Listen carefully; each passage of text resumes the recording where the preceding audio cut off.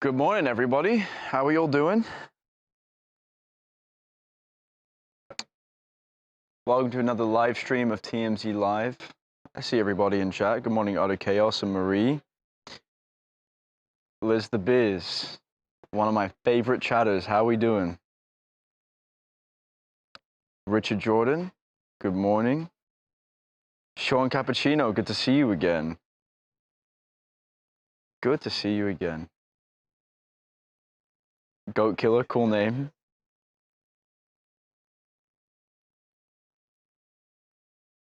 How are we doing this morning, guys? Good morning from Dallas and New York. God, it is so cool that I get to just come on here every morning and talk to you guys. Honestly, it's one of the most favorite parts about my job.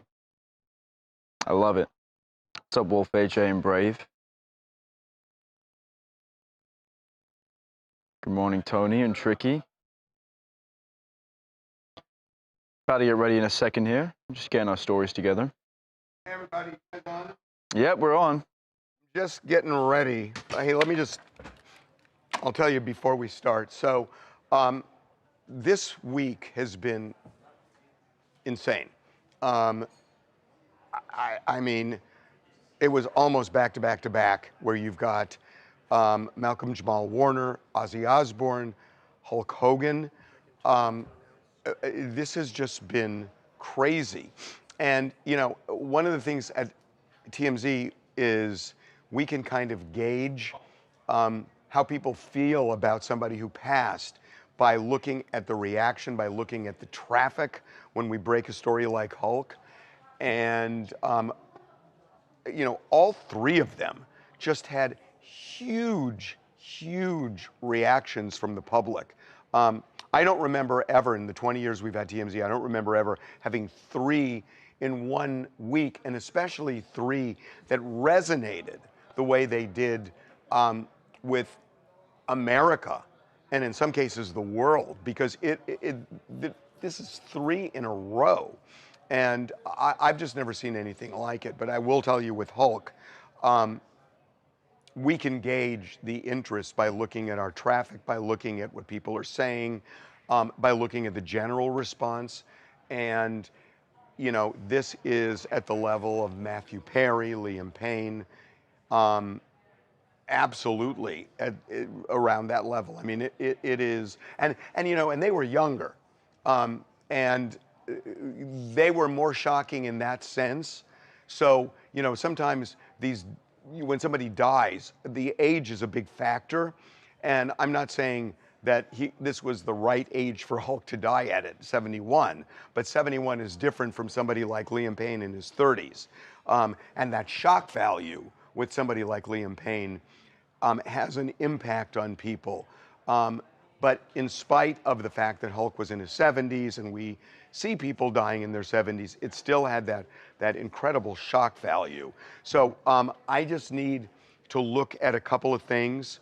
I should be ready in 3 minutes, 2 minutes, and then we're going to start.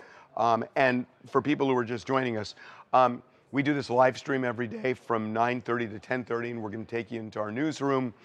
You know, when things break, you will see how it works. And, you know, it's not always this clean, pretty process, but you'll see it.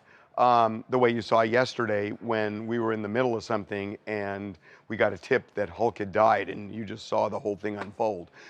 So we'll bring you into our newsroom, and we're going to talk about stories that we're working on today and things that happened. And we use this live stream to actually create our television show, TMZ Live, which is on Fox stations around the country.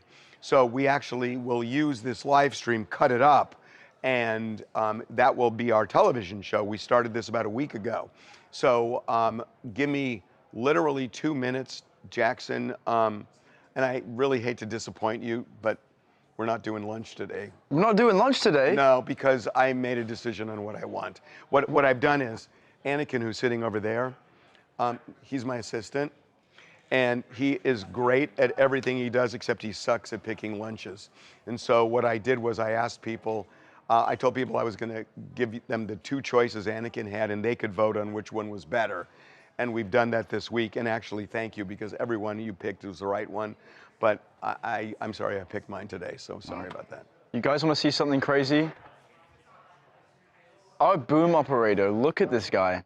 He was holding that boom. Can you do what you were just doing to Anakin? Guys, look at this boom operator right here. One arm.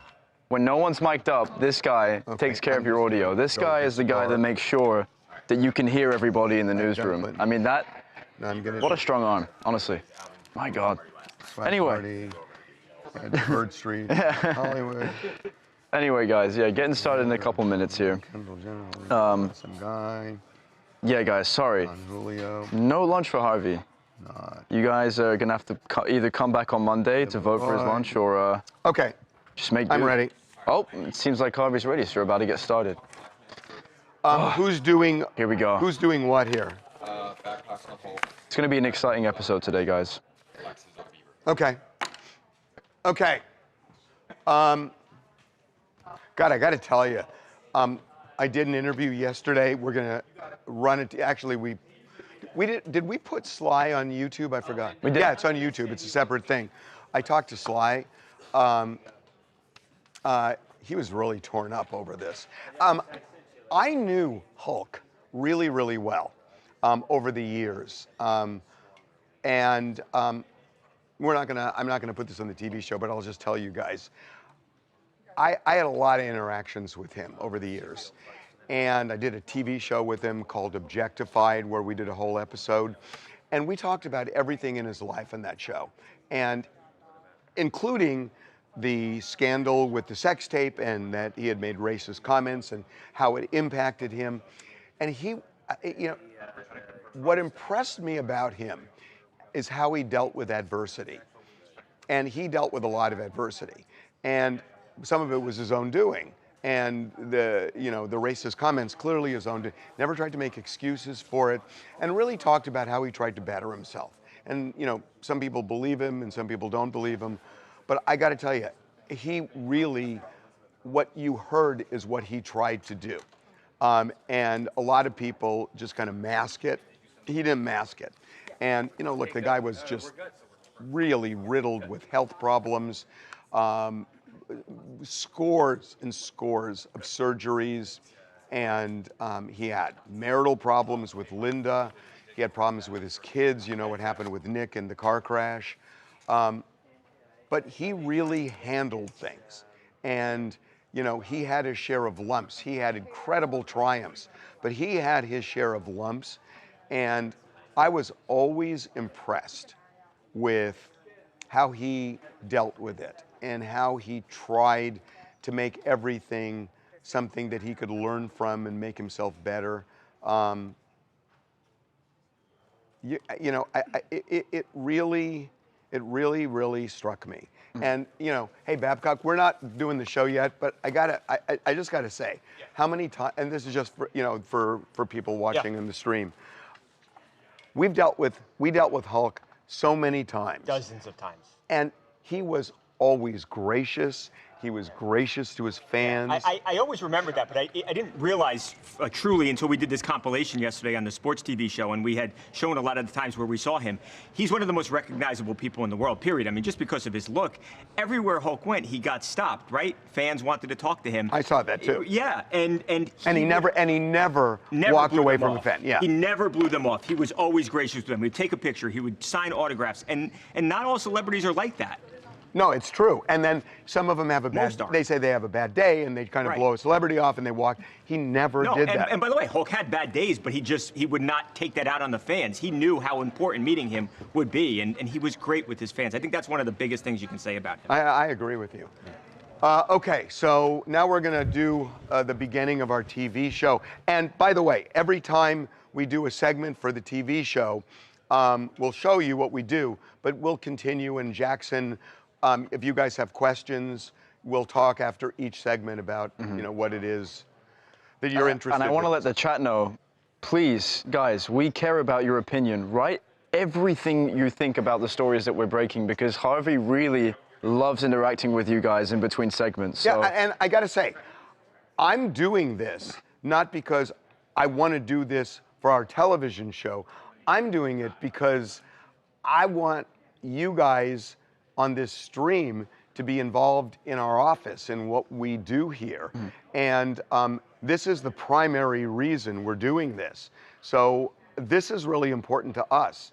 And, you know, I'm not going to say every day is going to be like it's been the last 3 or 4 days, because it's been bedlam here. The sports department over there, they're the ones that broke the Hulk story. And the news department here is the one that broke the Malcolm Jamal Warner story. And when that happens, and it's usually because somebody gets a tip, it sets off kind of organized chaos in the office where everybody's trying to, you know, figure out, is it true? Is it a fake tip? Are we 100% on it? And there's just a lot of commotion, because in the middle of the commotion, other things have to happen here. I mean, we've got 3 television shows that have got to get in the air. We've got 3 websites. There's just a lot going on. So, you know, we're gonna open it up at our peril, because sometimes somebody says something and it's like, oh, you shouldn't say that because they can't, and we're just gonna try it. So let's start the TV show here. Yep.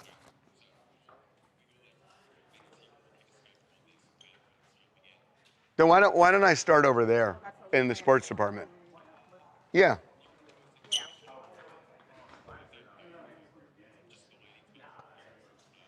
If you go to sports, Hold on, I'm talking to Reagan. I know I'm talking to Reagan. If we go to sports, it gives us more opportunity to keep the room open for other stories. So we're not in the same place the whole time. If the lighting's better, let's do it here, and I'll just walk over.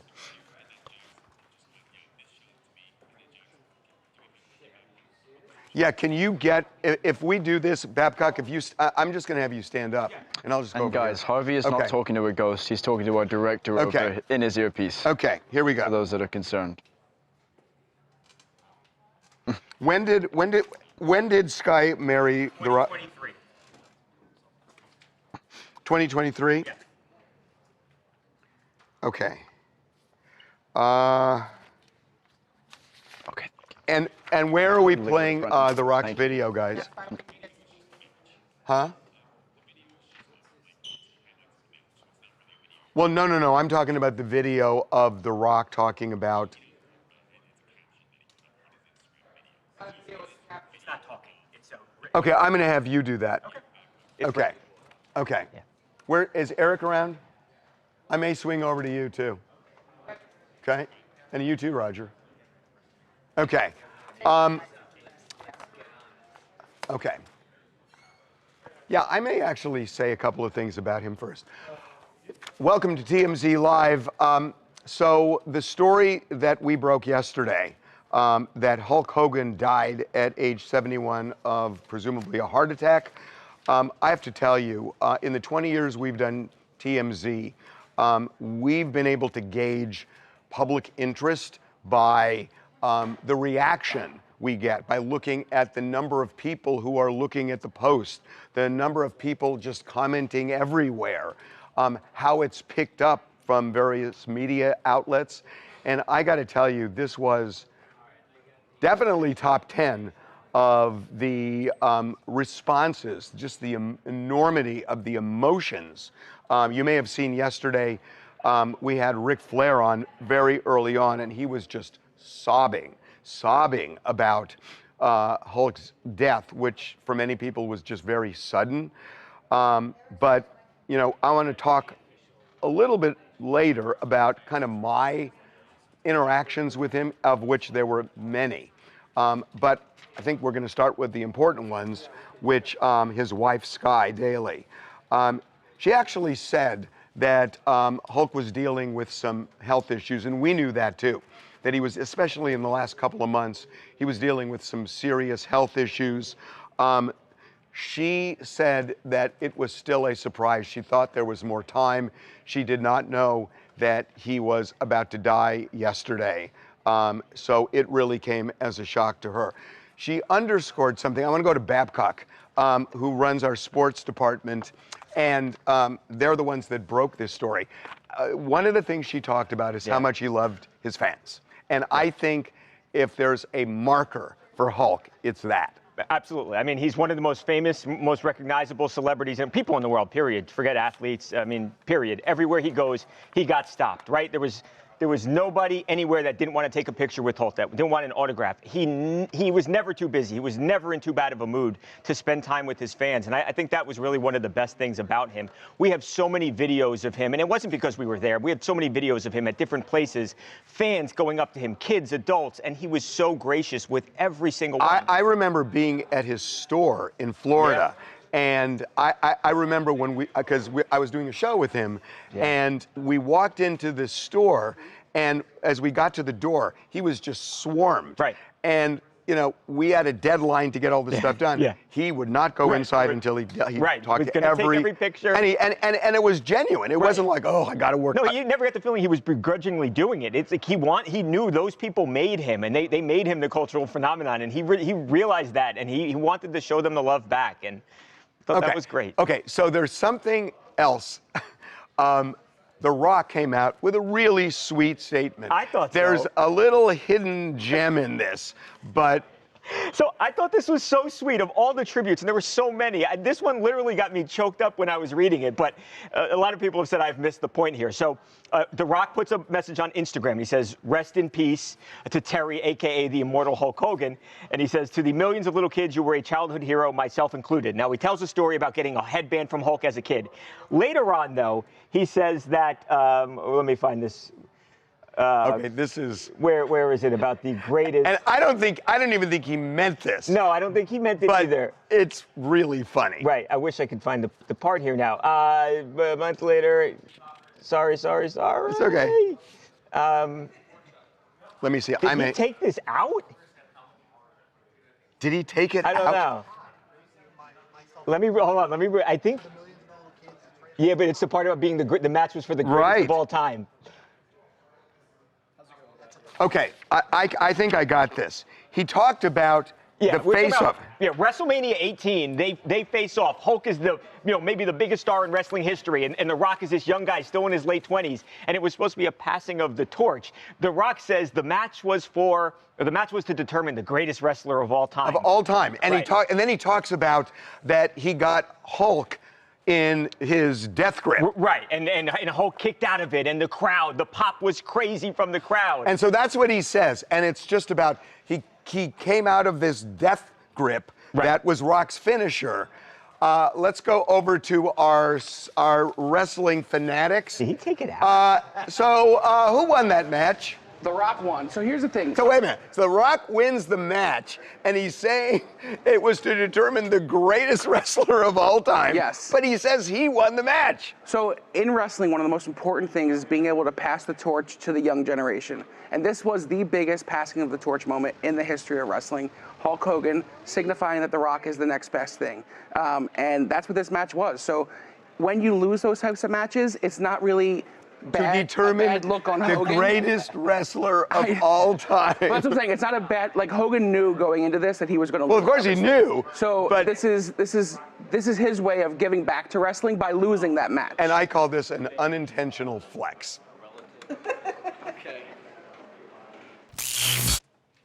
Harvey Levin from Fort Smith, Arkansas. My heart goes out to Brooke, to Sky, and to all the Hulkamaniacs during this time. And I just wish them my thoughts and prayers on this, and just hopefully we can all get through this together and honor the greatest wrestler of all time. Yeah, I mean, honestly, he is the greatest wrestler of all time. He made the sport. It was a sport for dudes in a very narrow lane before he came in, and he made it a family sport where kids were involved, where women were involved, families were involved. He is the greatest of all time. Okay, Jackson, what are people saying? A lot of people are just moved by the Hulk Hogan death.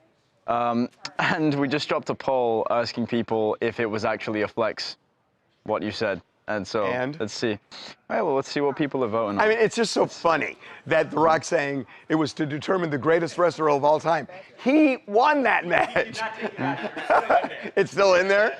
It's still in there. Oh, my God. Right now, 70% of people are saying yes. That it's a flex. Yeah, that it's a flex. It was a total flex. All right. Yeah. Someone brought up something interesting that no one else has brought up yet about how death comes in threes. They always say that when death comes, it comes in threes. That's crap. I mean, Really? no, I'll tell you why it's crap.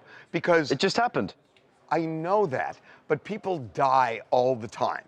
I mean, it's part of life. So if you wait long enough, sometimes, I mean, rarely does it come Tuesday, Wednesday, Thursday with huge people like this week.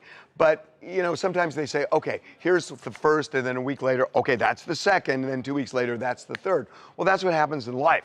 And we see deaths all the time with celebrities, just because there are so many of them, and entertainment's been around for so long, it just happens. And so, of course, they can come in fours if you want to count the one before that. So I'm sorry, I hear it, I don't buy it. All right, well, Liz the Biz says, no matter what he said or did, it doesn't erase how awesome it was to see him back then, but it definitely changes how I see him. I still would like to give this man his flowers. Yeah, I mean, look, it's really interesting the way people are reporting this, because you can't talk about Hulk without getting into what happened with the sex tape, with the racism, and and all of the things, Linda, his ex-wife, and all of the things that happened to him. But that's part of life. Yeah. He had huge ups and really terrible downs. Good vibes. And to me, it's about how do you handle the downs as well. And I thought a lot of the stuff he did was very reflective, introspective, and without defense. Honestly. Yeah. Good Vibes says he came from a different time, he got canceled, and he apologized and never did it again. We're all human. Yeah. Yeah. I mean, and I think that's, I feel the same way. Yeah, absolutely. All right, you want to move on? Okay. Yeah. Reagan's talking to me. Not now. Yeah, eventually. Yeah. Yeah. Yeah. Your shoes are untied. It's the least of my. Harvey's shoes are untied, guys.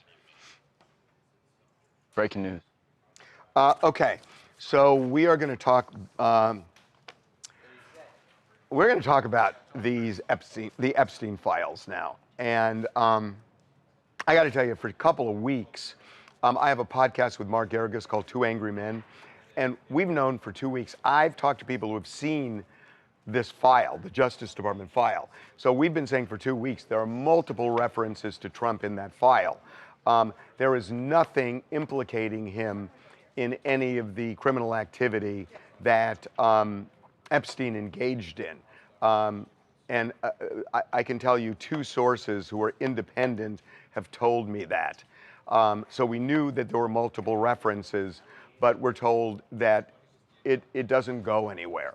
Now, that doesn't mean there isn't something else, and one of the things that everybody's talking about now is this birthday book, which is something that we're going to be talking about in a second, for Jeffrey Epstein. With a book where Trump had this letter, supposedly or allegedly, where he drew a naked woman and talked about keeping wonderful secrets with Jeffrey Epstein.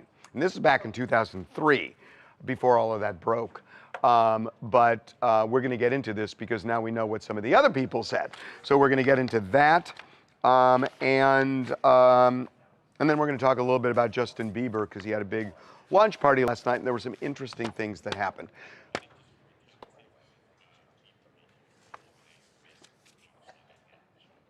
Okay.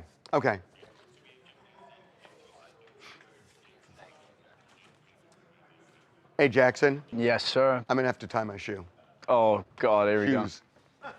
Clip this, guys. No, there's a design defect in these because they keep coming untied. People are actually obsessed about your shoes. Serious? What are they? Are they New Balances? What are they? No, Asics? they're just, I just saw them online and I bought them.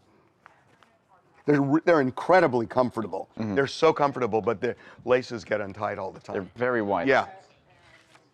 And also, shout out Patty from Ohio. Shout out Patty from Ohio.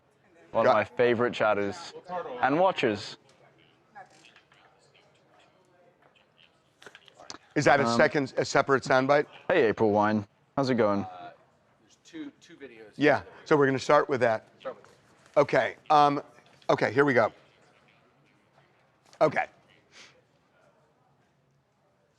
So this is the second day where Ghislaine Maxwell is talking to officials at the Justice Department about what she knows about others who may have been involved in criminal activity with Jeffrey Epstein on that island or elsewhere.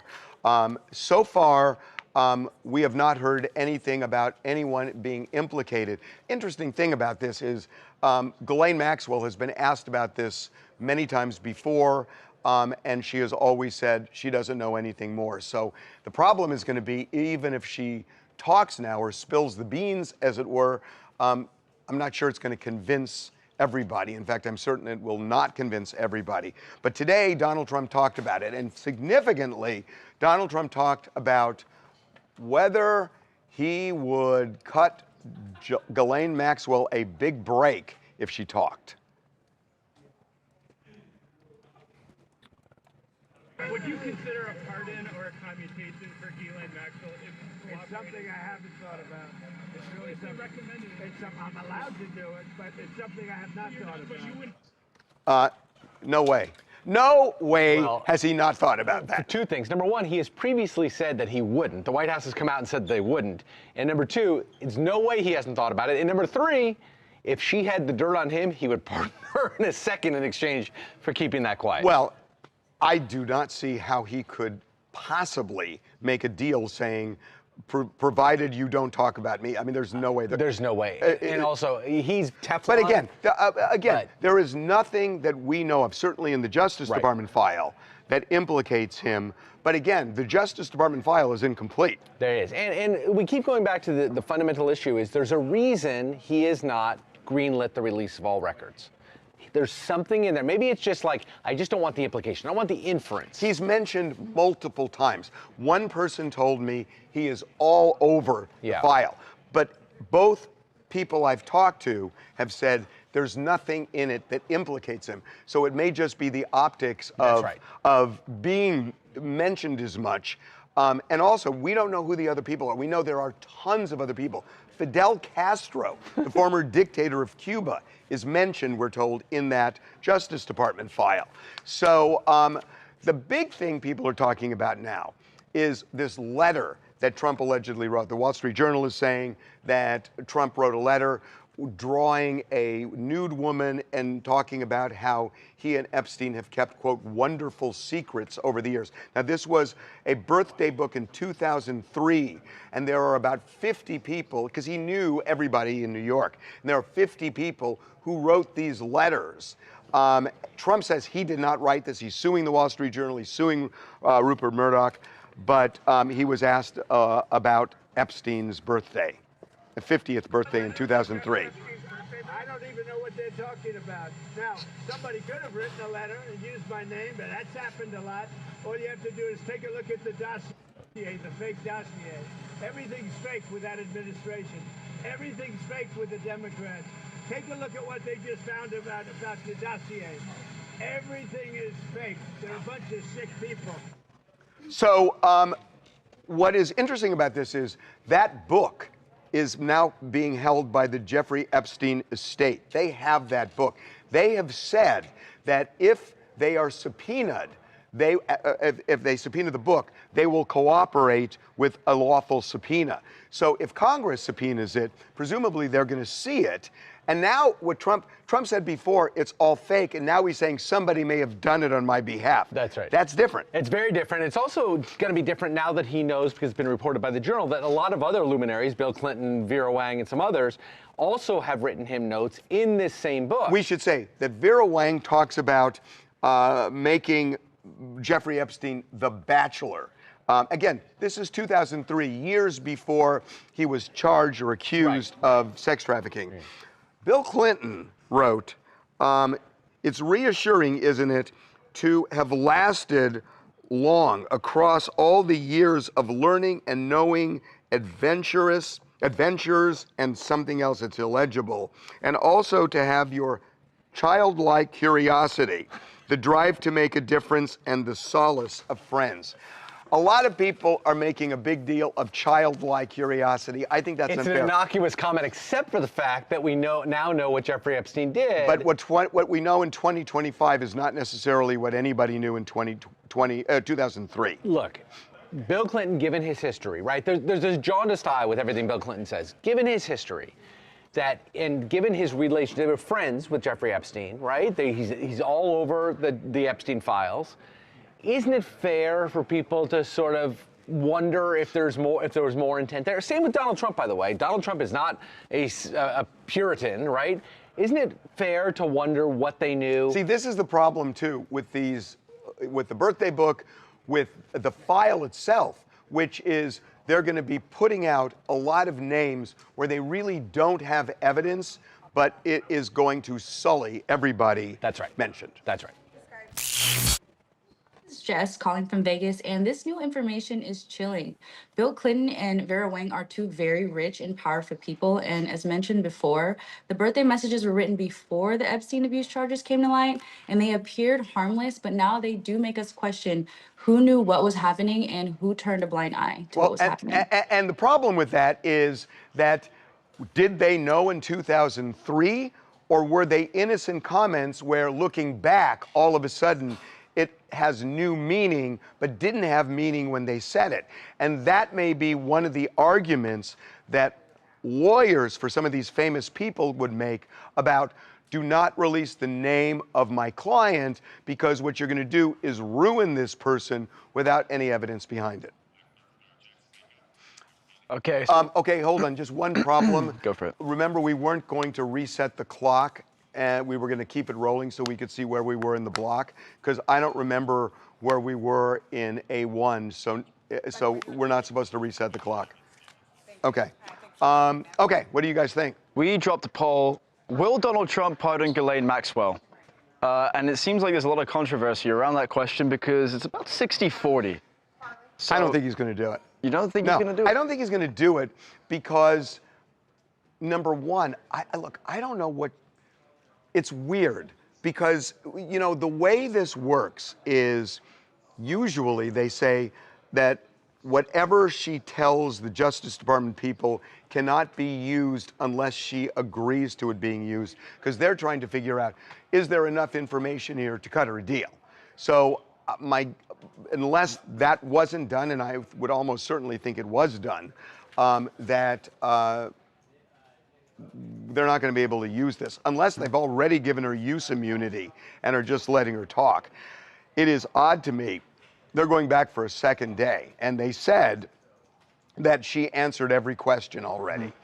So you would think there'd be a lot of questions. Now, again, I don't know what the Justice Department, which is Trump's Justice Department, is asking her. But for a second day, after a full day yesterday, it's eyebrow raising. Yeah, Liz the Biz says, when Ghislaine Maxwell was arrested, Trump made a comment saying that he wished her well, which is a strange thing to say about someone accused of child trafficking. Yeah, no, a lot of people wondered about that too. Yeah. What does that mean? Is he telegraphing something to her? I find that weird as well. It's weird. Yeah. And April Wine says he can't pardon Ghislaine Maxwell. What if that opens the door for someone like Diddy to get pardoned? Let me tell you something. I could see Donald Trump pardoning Diddy, because what ultimately came out from the jury is that prosecutors were reaching way too far to get Diddy. I mean, that was their verdict. You may disagree with it, but they are saying that Diddy did not do the things that caused him to get prosecuted. He did not engage in these freak-offs without the consent of Cassie and Jane. They're saying he did not coerce anybody into having these freak-offs. The only thing they got him on is basically prostitution. And they never would have prosecuted him for that. So Donald Trump feels that he was unfairly targeted because of who he is. And Diddy is basically making the exact same argument, that he was targeted for who he is. And Donald Trump seems to relate to that. He related to that with the Chrisleys because they made the same argument, and he pardoned the Chrisleys. Diddy won the case. I mean, this Mann Act is a BS prosecution. Never would have done it if that's all they had. And he's only going to get like a year, maybe 2 years. He won't get more than that. And he's already served nearly a year. So he'll be out within a year. And he may be out in way less than a year. So Donald Trump may want to make a statement. But what the jury ended up saying with Diddy aligns with Trump's view of the justice system as it relates to him. Yeah. We just dropped a poll saying, do you think Trump will pardon Diddy? I'm interested to hear what you think won. Do I think he will? No, what do you think our audience voted? The audience said yes by 60-40, I'm guessing. The audience is like almost tied, 50-50. Yeah, no, I figured a lot of people would think. And again, for the reason I just said. Okay, let's move on to. Let's do it. So just so you know, I did an interview with Sly late yesterday about Hulk, and we're going to run that in today's show. And that's actually the next thing, but it's already done. And if you want to see it, Sly was great. I mean, Sly was just great. You can go to YouTube and watch it. It's on YouTube right now. But we're going to move on to, what are we moving on to? Taylor Swift. Oh. You said that almost with disdain.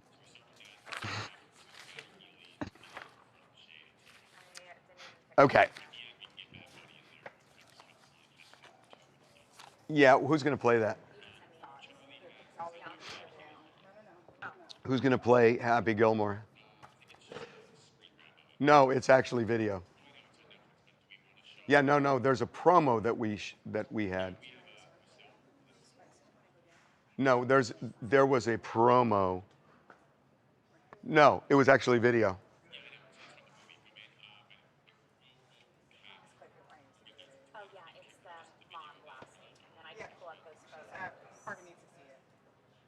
You know what, Babcock, are you there? You're like Jack in the Box. Can you cue up the Happy Gilmore thing? Yeah. I'll just walk over to you. Okay. What am I queuing up? Okay. What am I queuing up, Happy Gilmore? Hold on, Charlie's not ready. Hold on. Sorry, give me 1 second, Harvey. Okay. I'm just gonna wing this. I know this. Okay. Got it.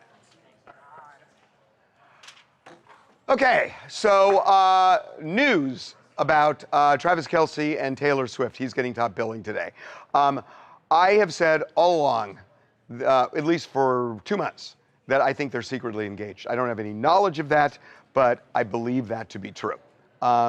People in my office disagree, including Charlie Neff, but Travis Kelce and Taylor Swift are now, I say engaged, she says Instagram official. Yes. So yesterday, Travis posted for the first time on his social media a photo of Taylor. Actually, multiple photos. He did 13 photos.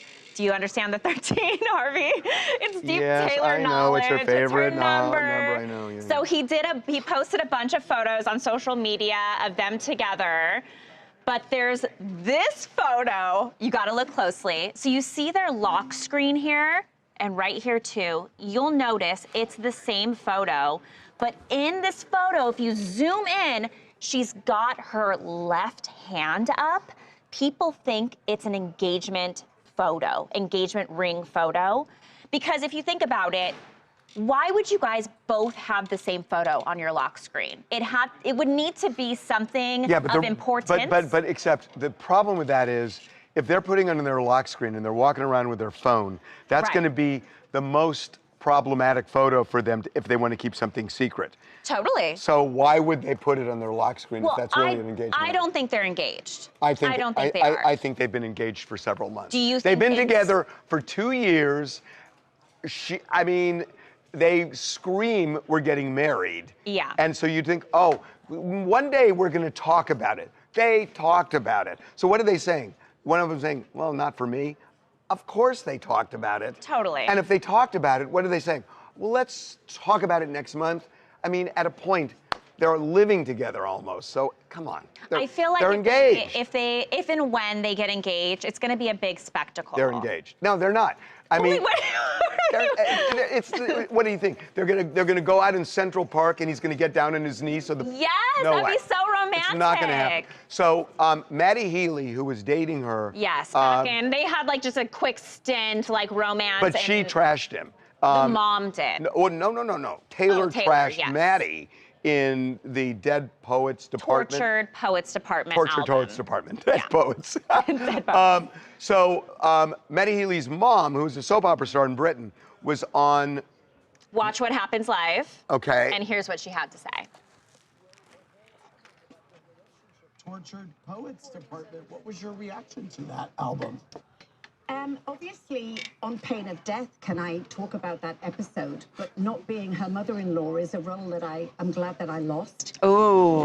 Not that I have anything against her. Oh yes, she does. It's just, it was tricky, but Done. So obviously she has something against her. Come on over here. Happy Gilmore 2 has come out after something like 28 years? 29 years, but who's counting? And the reason I'm walking over here is Babcock in our sports department has this clip. So Travis Kelce made his acting debut with Bad Bunny. Get out of the way. I got it. Okay. Okay, we can only show 10 seconds apparently. Okay. All right. Here's Bad Bunny, Travis Kelce. What do you got there, honey? What is this? What is this? Was this about the job? Come on. Come on, man. All right, skipping. Not up there. God damn it, Not an Oscar nominee. Not an Oscar nominee. Which one? Here's the ball back. The bear has a better chance. You're right. And Niecy from Florida. Okay, that was a lot, but I agree with you, Harvey. I think that Taylor and Travis probably have been already engaged for a while now. Yes. So, Denise, just because your son dated her briefly does not make you truly a mother-in-law. We got a real mother-in-law coming to town. I think that Denise was trying to be that fierce mom with loyalty to her son, but I do think it was done in poor taste. Why? Taylor Swift did an album trashing her son. Why doesn't she have the right to say that? I mean, artists are artists. They all do it. We should expect that. Well, then why can't we expect it of the mother of the person who she trashed? I agree. Okay, good. That's good enough. I'll accept I agree. Okay. Am I in trouble for that? No, I don't think so. Look, a lot of people have a lot to say. Some people don't care, and rightfully so, but... Oh, is that right? People are saying that it's Taylor that actually wears the pants in the relationship. Well, let me tell you why I don't necessarily agree with that. Because she runs everything in her world, and she's an alpha. And so there are a lot of alphas who, when they go home, the last thing they want to do is control everything. And they actually become more passive because they did it all day long. So because of that, it's funny. I was in the Air National Guard, and this was a long time ago, and things were different. And I had a drill sergeant who used to kick me, and it was a rough boot camp. And one day he said he was going to bring his wife to the base, and I thought she was going to show up like in a full body cast. And she shows up, and he is so loving to her, and it was so shocking to me. And then it just dawned on me, he took out all his aggression on me and other people there. And so it was all gone by the time his wife, he came home to his wife. And they had like such a sweet relationship. And then she left and he kicked me again. So that's what I think. Okay. Wow. What else? We also did a poll. Walk with me. Do you think Travis and Taylor are secretly engaged? Yes, absolutely. 62%, yes. Yeah. I mean, what are they going to do for 2 years when they're almost living together and they're in their 30s, and if they want to get married, you don't think they talked about it? And if they talked about it, how did they talk about it? Like, yeah, maybe someday we'll talk about it. And then a month passes, 2 months passes, 6 months. At some point, and I think the point's already happened, they're either going to do it or not. And I think that's my opinion. Hold on, I'm not done with Jackson. I know. We'll make it. I'm going to do a couple more. Steffi says, can you imagine what the album would sound like if Travis and Taylor ever broke up? I know. Yeah. Oh, I know. And then some people... No, I know. Yeah. Some people are calling Swifties crazy. Like, 13 photos? Like, that's not how a normal person thinks. Like, there are 13 photos in their Instagram reel.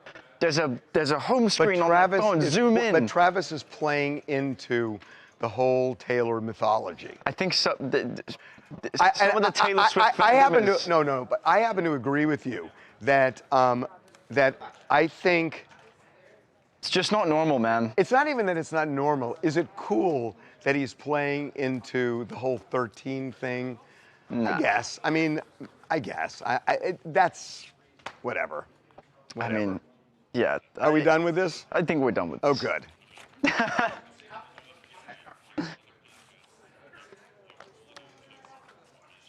Okay.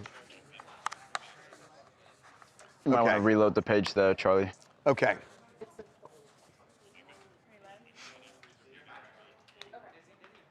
Okay, so all roads seem to lead to Donald Trump, even in the world of celebrity. So Todd and Julie Chrisley, you know, they were both in prison, both serving long terms for wire fraud and whatnot, and they were both pardoned by President Trump. Not coincidentally, their daughter spoke at the Republican National Convention. So they now have a podcast now that they're free.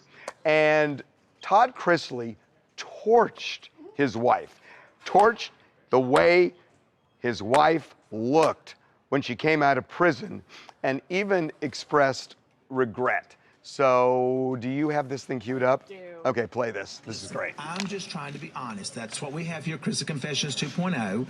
I mean, I'm not going to lie. When I first saw you, when I got out of that car, I started thinking about going back. But then I thought, let me embrace this. This is a moment. Are you kidding me right now? Well, I mean, it was a rough moment. Mm-hmm. It was a rough moment because I'd never seen you dark in my life. Julie, 30 years, I've never seen you with dark hair. Well, I know that, Todd, but I didn't have any choice. I mean, I didn't have a choice. Okay. I was thinking of going back into prison because I saw the way you looked. And we have the photo of her here too. That's when she was dark. So that's when he's like, I've never seen you dark. That's the photo he was saying. This is what got him going. But and there's gray too. Yeah. It's ombre. But like she, ombre. but she said when she got out that she was not going to change the way she looked and not dye her hair blonde anymore. It took about 4 seconds, and she changed it back. I don't blame her. Was this rehearsed? No, absolutely. Nothing they do is rehearsed. This is so spot on brand for Todd. This is how they talk to each other. If you've ever watched their show, Chrisley Knows Best, then you know their banter is just like Hold on, we're on YouTube right now.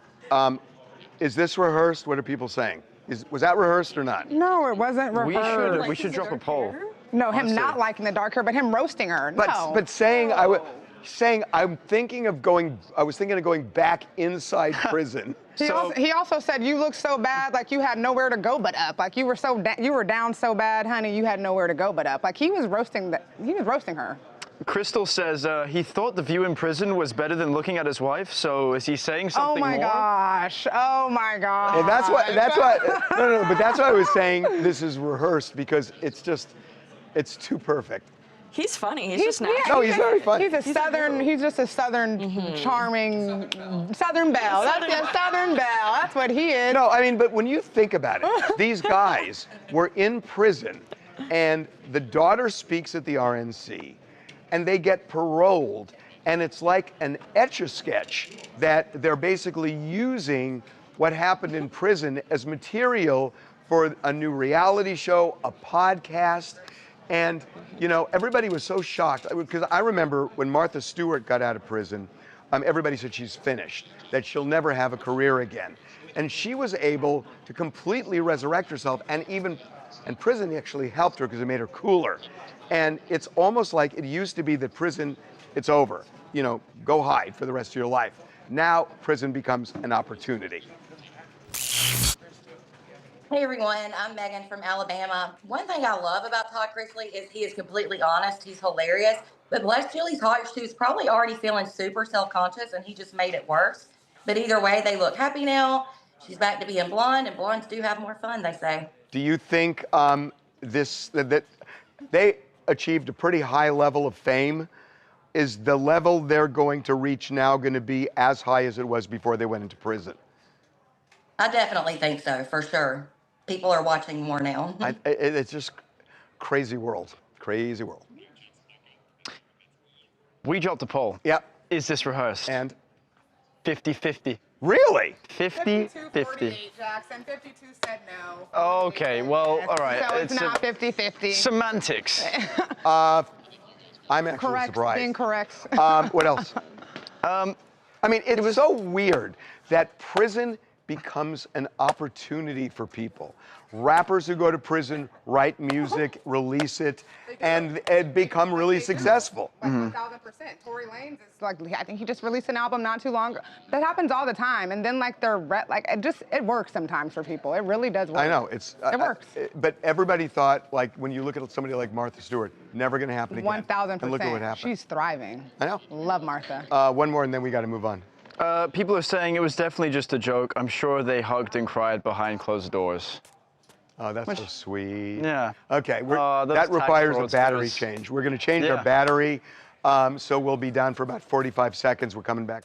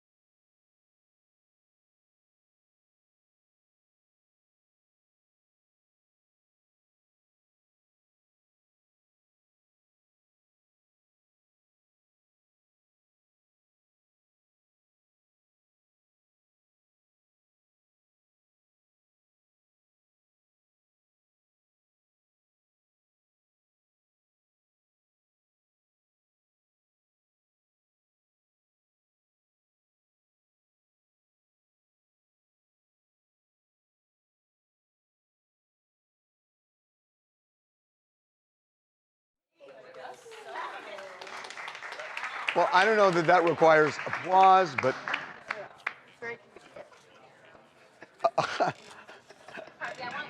that was what you missed. This is really funny. Alexa sits over here. Yes, I've been faking it this whole time. And she kind of gently asked to move here, which Eric made helped me. Eric helped, which made total sense. So. What about me at your desk? Charlie wants to be up there. When rocks grow, Charlie. Anyway, it got applause that she now sits over here. So there you go. Okay, what are we doing? Oh, we're doing Kristen Cabot. Now, are we doing the whites only community in D? Okay, this is crazy. So there is a guy who wants to start a community for whites. Is this Arkansas? Yeah, Is it Arkansas? Yeah, in Arkansas, once a whites-only community. Oh, they have one in Arkansas. They want to move to Missouri. So we're going to have this guy on to find out why. In about, what time? In about, like, we're fine. We're fine. In like 15 minutes, we're going to do it. Harvey we should gotta- run for mayor of LA. Who? You Oh, should run God. for mayor of LA. I kind of, that's, no, You would that's actually kind be of what I wanted to do when I was a lot younger. I wanted to be a politician. I'm so glad I didn't. You wouldn't now? No, I'm too old. You would. No, I'm too old. Oh, no, I mean, because that's, everybody in our government is so young. No, but I think there's a total movement against voting in people who are older now. I think there's a whole, I mean, when I was young, there was a mantra we had, especially during the Vietnam War, which is, I mean, and this was a real mantra. Don't trust anybody over 30. And that was a mantra we had. But you can't run for president if you're like under 35, right? That's right. Yeah. That's right.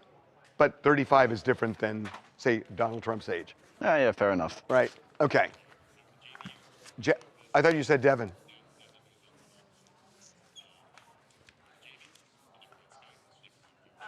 Okay.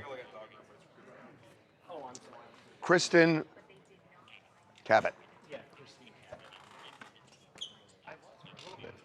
Got it.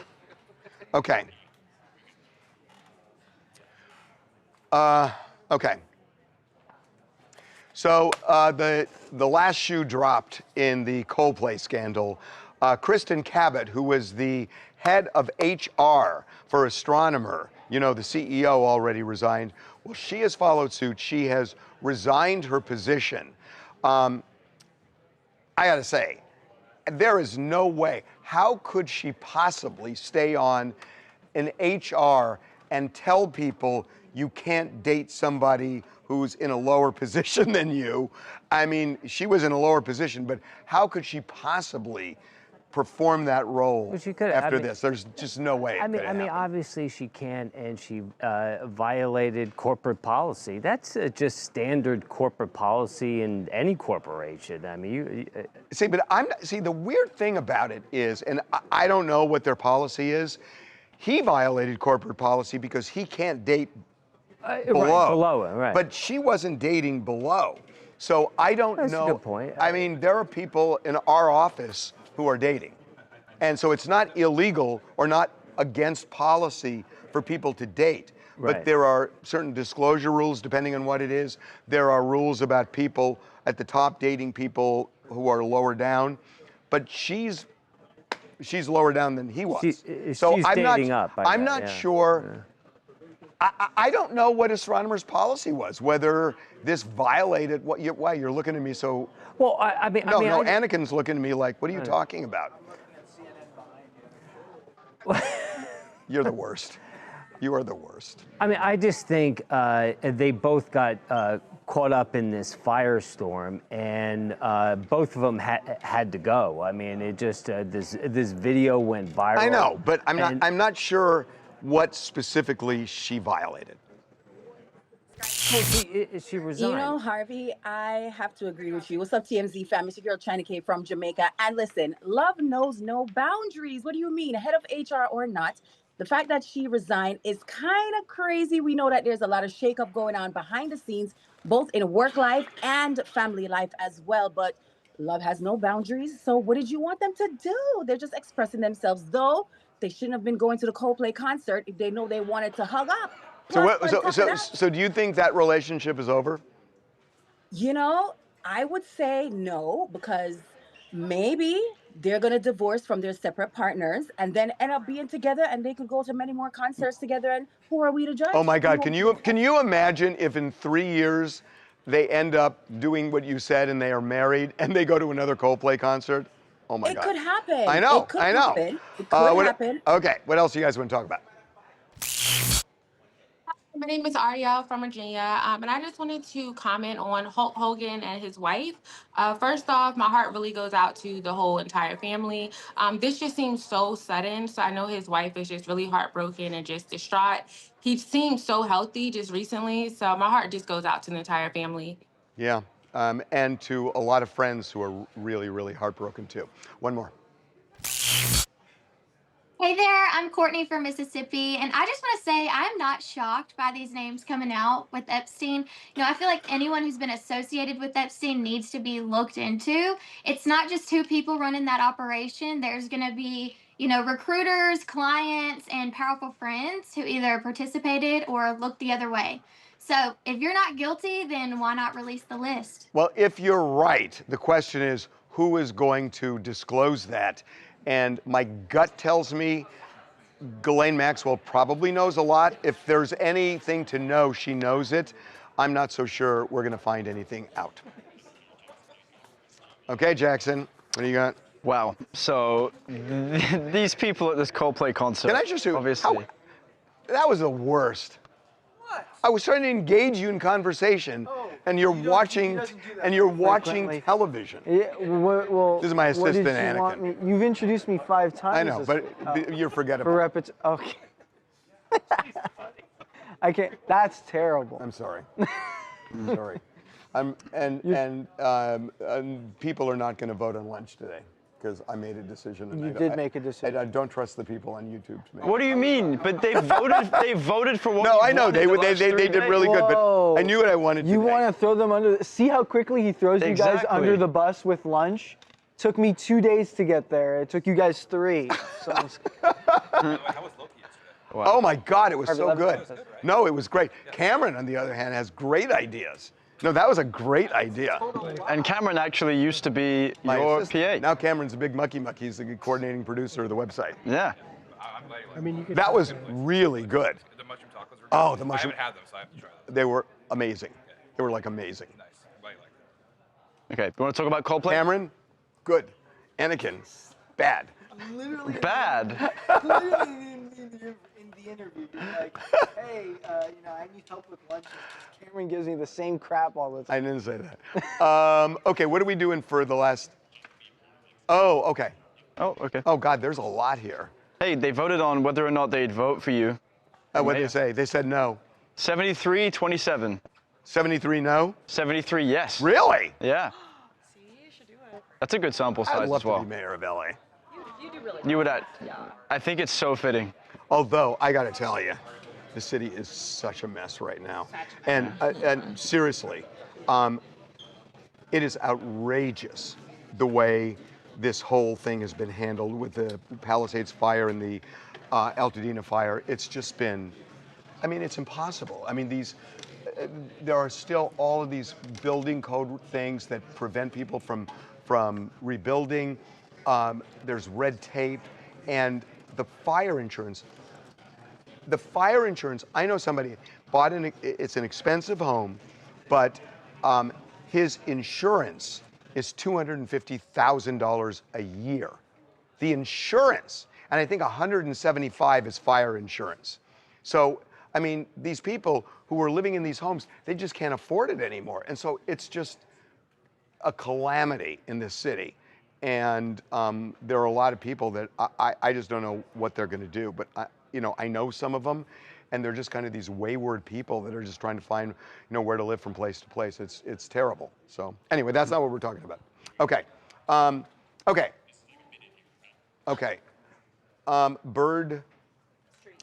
The Bird Streets Club. Okay. So Justin Bieber had a big album release party in West Hollywood at the Bird Street Club. It's on the Sunset Strip. Yeah. Haley showed up. They were arm in arm.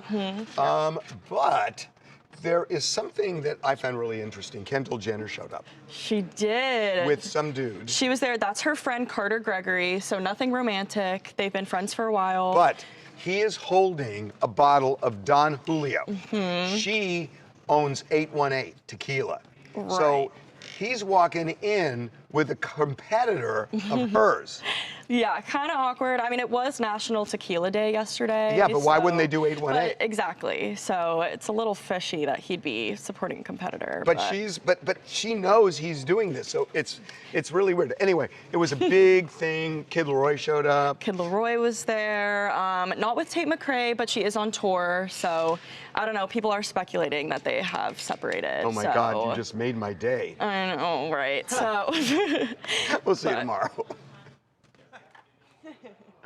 Okay. So we're going to be doing this interview, which is crazy, in like 10 minutes, with this guy who wants a white-only community in Missouri, which I did not think was even legal. So Reagan, you're in my ear right now, right? Do you have like a one sheet that I could? Why can't I hear him? Okay. Yeah, let's do it on camera. I can't read that. Where's Katie?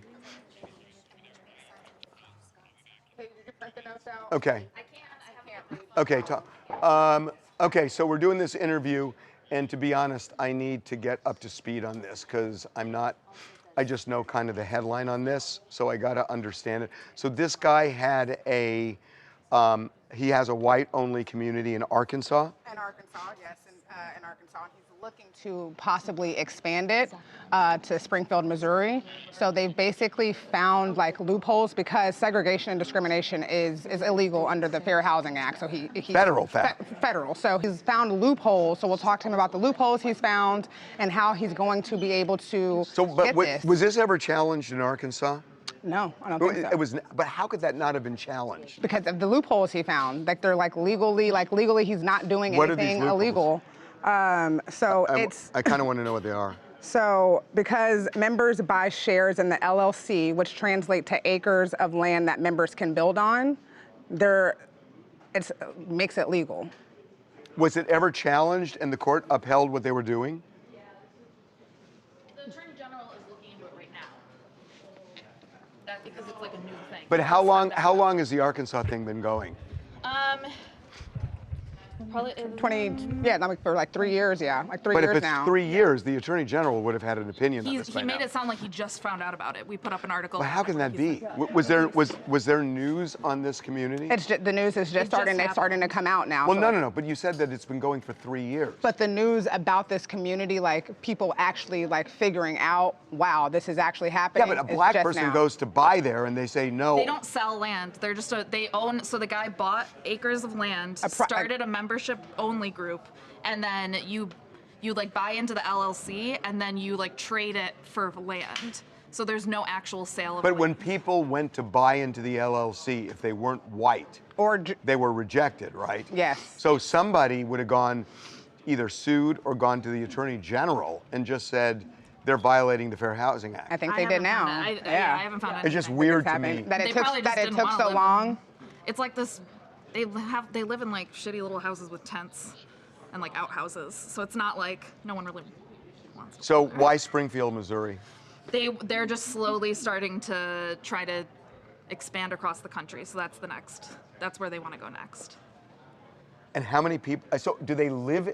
Are these people living there, or is it like a club? It's like a commune. Like a few dozen people live on So there are the multiple property. homes on this land. Yes. And they're like a few dozen people live on the property. Do they own the property, or is this just buying shares into it?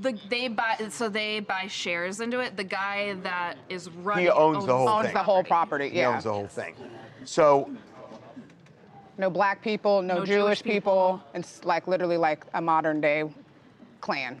And other communities have tried to do this in the past, but they failed because of like infighting. Like no one can ever get this right. And who is this guy that's doing it? His name's Eric Orwell.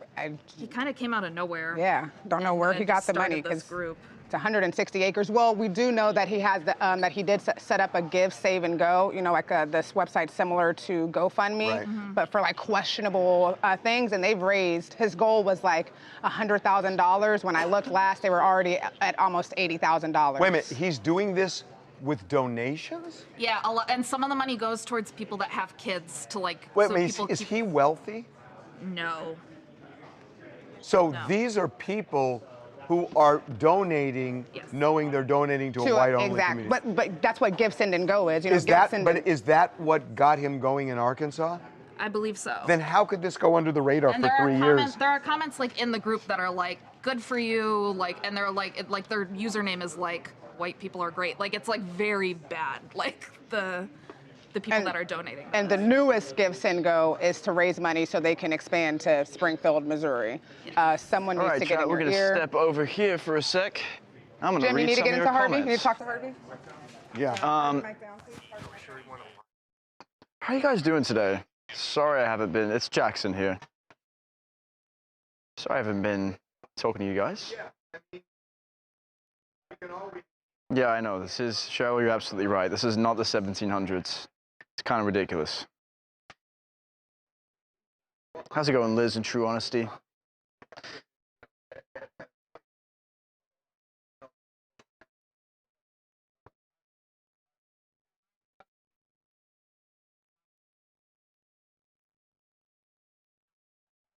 What's up, Liz the Biz? I missed you too, Liz the Biz, honestly. Oh, here we go. So the reason we killed the mic is what we're all trying to figure out is, do we want to put this on YouTube? And that's a question. That's a tightrope. And on the one hand, I don't want to edit this out. I mean, we're doing this for the TV show, and we said we want to bring you into the newsroom. So it just seems to me we should try it. But if he starts saying something that really crosses the line, I'm going to kill his mic so that it doesn't go on YouTube. So that's kind of the discussion we're having right now. So, I mean, what they're saying is, do we want to just kill this all together and not put it on YouTube? I'm going to let you hear it because we're doing this to see for the television show. And again, if it doesn't work, I'm going to say kill his mic. And Reagan, you can hear me as soon as I say that, kill his mic, right? Can you guys? All right. Yeah. Well, that's the plan, guys. Immediately, yeah. And if you guys hear something objectionable even before I can say it, kill his mic. Okay? I mean, racial epithets, anything like that. Okay? If you're wondering how do they vet people, they go through, like, you have to have extreme European ancestry, so they do like a... Steffi, my back's fine. Thank you for asking. Tricky Detective, I'm kind of confused as to how... You know, there used to be a couple of clubs in LA, some really fancy... Oh, God, when I was a lawyer, you know, in my 20s in LA, my law firm was a member of one of these clubs, and I couldn't join that club. And women had to go in the back door, and they couldn't join the club. And it was a black... And black people couldn't join the club. And there were two of them. One of them wouldn't let Jews in ever. They've changed it now because the laws have changed and everything else, so it's now changed. But this was, you know, when I was 27, 26 years old,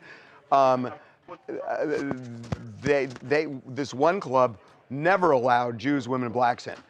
The other club, during the Great Depression in 1929, that was the only time they allowed Jews in because some Jews had enough money to join the club. And as soon as the Depression was over, they kicked all the Jews out again. Oh my God, that's great. So we used to have these debates over which club was worse. And my feeling was it was the club that allowed Jews in when they needed them and then kicked them out. The other one was at least, you know, despicably consistent. Right. At least they stick to their word. Okay, do I need to know anything else? We're doing this in 2 minutes. Long story short, he picked Arkansas because the land was cheap, water resources, food resources, and then he wants to get return to the land is the group. He wants to get return to the land communities in all 50 states. We want to ensure that white Americans who value their ancestry will have the ability to live among like-minded people in the future if they choose to do so, regardless of demographic changes. Okay, I need to know, has he hurled racial epithets as far as you can see? Because that's okay. He doesn't say he doesn't use. What's his name? Eric Orwell. Horwall? Orwell. Orwell. Eric Orwell. Yeah. How old is he? 20. Oh, he's in his 20s? No, actually, I think he's like 29. Orwell, Arkansas. Okay, so I mean, these are like some of the discussions that we have to have in the room, which is like right now, do we let you guys see this interview as we're doing it? And I'm going to do it because, you know, they're saying he hasn't used racial epithets as far as he knows. And I'm not saying that, believe me, I don't agree with what he's saying, but that doesn't mean that's not the benchmark we use on whether we're going to put somebody in the air. I just can't believe this is going on and expanding. Okay, so we're going to start this right now. Eric Orwell. Okay.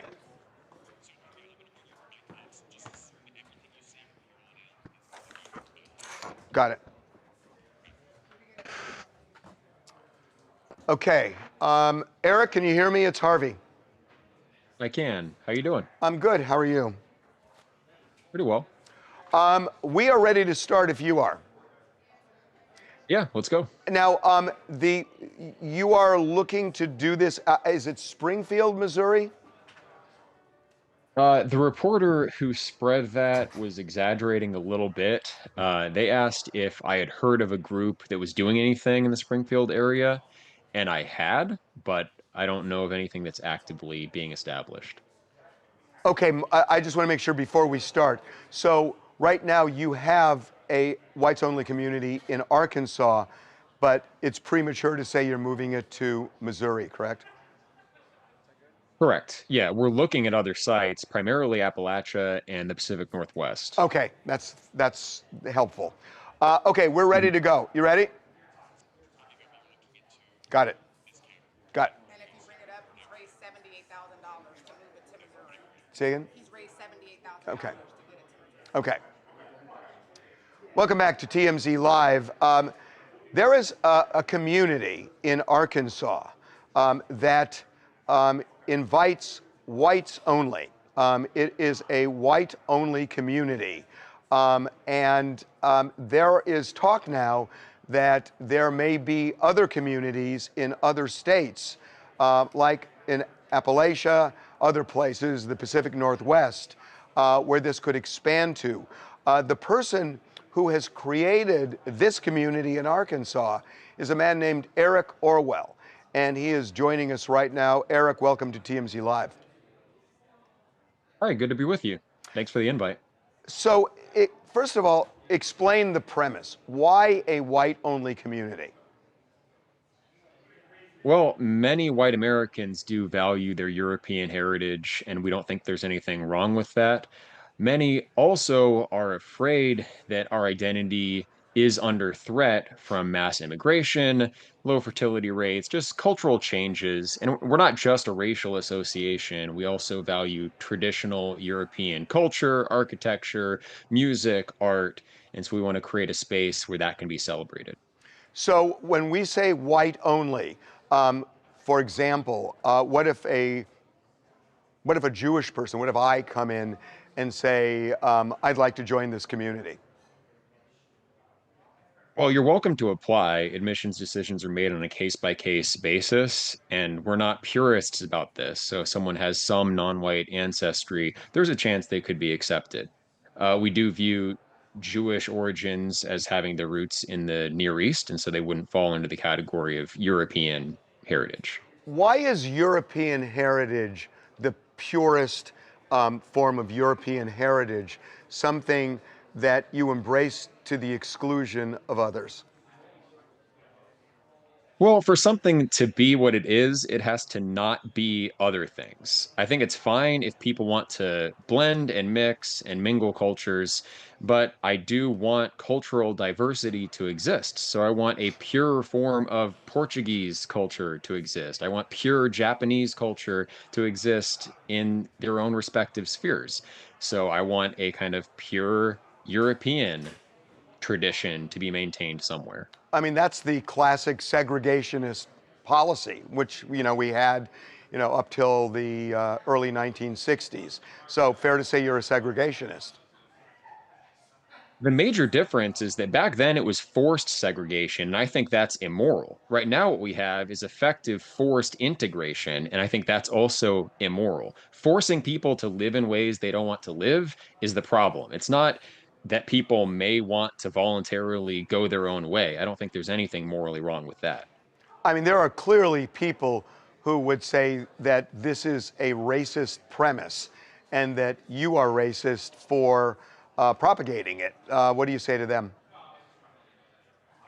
Well, our association is racial in nature as well as cultural, but we wouldn't identify as racists, and it's not entirely clear what people mean by racist anyway. You know, there are federal laws, the Fair Employment and Housing Act, and others that prohibit discrimination. So you have a community where people live, and it's essentially a whites-only community. How do you get around that federal law? Our goal is not to get around federal law, it's to abide by it. And there are exceptions in the Fair Housing Act and other legislation like the Civil Rights Act for private associations. There's the public sphere where you're listing real estate publicly and looking for customers. And then there's private clubs, associations, intentional communities like we formed. You know, it's interesting. You're saying, I'm hearing you that, you know, that you want this kind of purist European culture and that it doesn't necessarily define you as racist. But the people you attract, whether you are or not, may well be hardcore racists. I mean, fair? I still don't really know what you mean by racist. Valuing race in itself, I don't think there's any moral problem with that. Mistreating people because of their race, there's a problem there, sure. Well, I get it, but you say valuing people because of their race. A lot of people would say you're devaluing people because of their race. Well, just like to be something, you have to not be other things. To value something, you have to value it above other things. So if you value, Jewish identity and the Jewish people, then by default, you're going to value them above non-Jewish people. But why is it either or? Why is it a zero-sum game? That to value somebody, you're devaluing somebody else? Because you have limited time and resources. So to say that you value something is to say that I'm giving my attention and care to this, not to the absolute exclusion of other things, but you're prioritizing it above other things. So if you allowed a black person or, say, a Jewish person that wouldn't pass muster for you folks into that community, how would it adversely affect the community? Well, that person would probably bring cultural priors from their own background that then we would adapt ourselves to consciously or unconsciously. I believe that culture is a deep, unspoken, complex language that's physical, explicit, verbal, cultural, rather artistic. And all of that is sensitive. It's not something that we rationally calculate. We're not rational individuals operating in isolation. We're parts of larger wholes, traditions, communities that move forward over generations. And I think blending in people from other traditions will alter that tradition that we're trying to preserve. And we don't want that altered. We want it preserved and to remain our own thing. How is this community funded? My understanding is you have something like a GoFundMe. Can you explain that? Well, the actual purchase of the property was funded by the community members themselves. And up to this point, almost everything that we've done has been our own initiative, our own resources. We've put up some fundraising campaigns, like a legal fundraiser that has been very successful. And that's necessary because many people would try to attack what we're doing as illegal. I've also raised funds to fund a tour to expand our projects, not just to full-time residential communities, but also recreational areas and community centers. I think it's good for the white community to have our own spaces, just like I think the black community should have its own spaces, and the Jewish community clearly has its own spaces. But the way you put that is that there is a black community, a Jewish community, and so on and so on and so on. And a lot of people say, that's not America anymore. That may have been America 70 years ago, but it's not today. America is a melting pot. You go to a place where I live, like Los Angeles, and there's no, I mean, there are pockets, but there's really no such thing as entire communities anymore. So that's not America anymore. There are certainly Jewish community centers. Do you have a problem with that? Well, I have a problem with exclusion, to be honest. I have a problem with exclusion and just fundamentally saying somebody is different because of their religion or the color of their skin. I mean, that's my personal opinion. Well, we're different in those respects, certainly. And there's a lot more to race than just the color of our skin. Genetically, race leads to cognitive differences just as much as it leads to differences of appearance. So I think we should be free to either integrate or segregate ad libitum. We should be allowed to exercise our freedom as Americans to blend together, to go our own way, and we can also have our own spaces and meet each other in the middle. Okay. Well, listen, I really appreciate you coming on. I don't agree with you, but we wanted to hear your point of view because this is happening in parts of the country. So thank you. Yeah, thank you. I'm happy to talk about it. Appreciate it.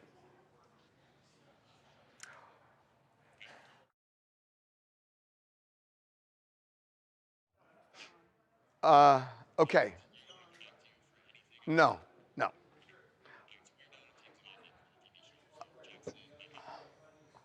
Wow. What a way to end the show, Harv. What a weirdo. What do you guys think of that? I kind of did that on the fly, so wow. I'm dying to hear what you think. Well, I think this guy's kind of weird. I think anybody that fixates on race in that way is. You know what really? I'll tell you what really surprised me a little bit. That when you look at him and listen to him, he's well-spoken. He is calm, and I think that's part of the power that he has in recruiting. He couldn't answer any of your questions straightforward. Like when he says, well, I don't know what you mean by racism.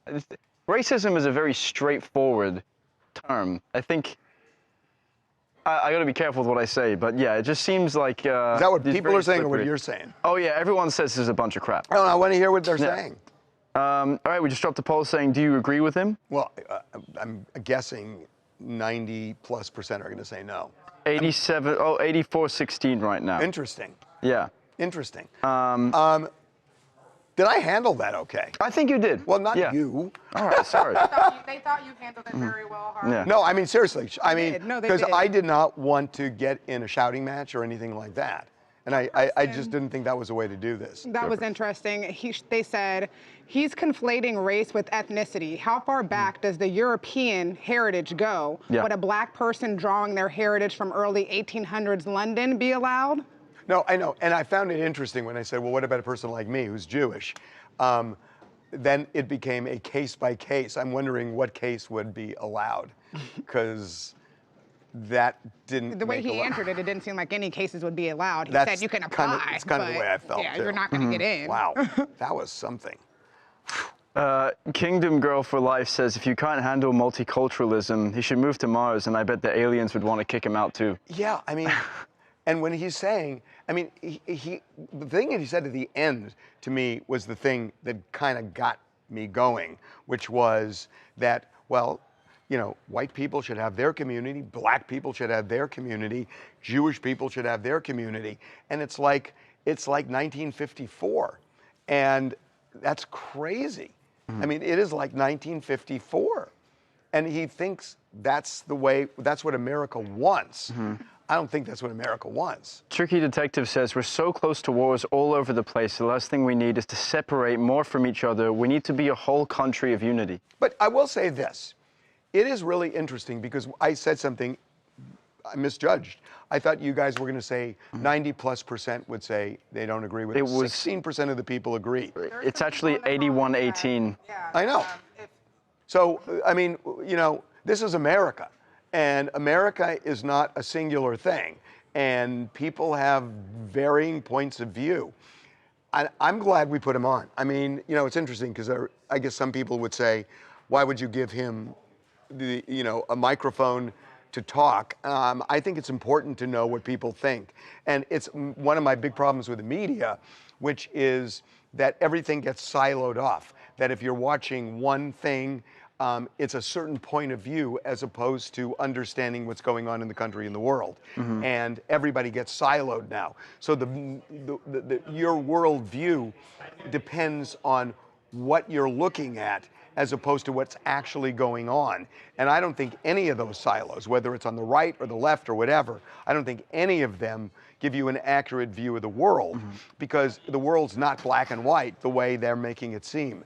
And that's what I think the biggest problem with the media is right now, which is that people are, it works that, you know, people want to hear what they want to hear. And if somebody feeds you the kind of information you want to hear as opposed to what you should know, that's the way it works. And I think that's really dangerous, and it's why the country's so divided. That everything's black and white. You're my friend or you're my enemy, and that's the way it works. So I have a question from a different point of view, to offer a different perspective. Dark Tree Gaming says, I have a question. What if a black and or Jewish community wanted to do the same very thing? Would we be talking about it like this? I think that's a fair question. I'll tell you, when I was in college, there was a big move by the Black Panthers to resegregate so that black people did have their own communities and they didn't trust the white community. And it wasn't looked at with the kind of scowl that I think this is being looked at. And so, yeah, there are, you know, different reasons why people do this. I mean, you know, the Black Panthers did it because they didn't trust the white community anymore. He's doing it to keep his community pure. And I think there's a difference between the two. Yeah, I agree. Okay. Okay, that's it for today. Have a great weekend, everybody. This was, I got to tell you, I love talking to you guys, and I love you coming into our newsroom every day. So we're going to do this Monday through Friday from 9:30 to around, what is it, around 11. And have a great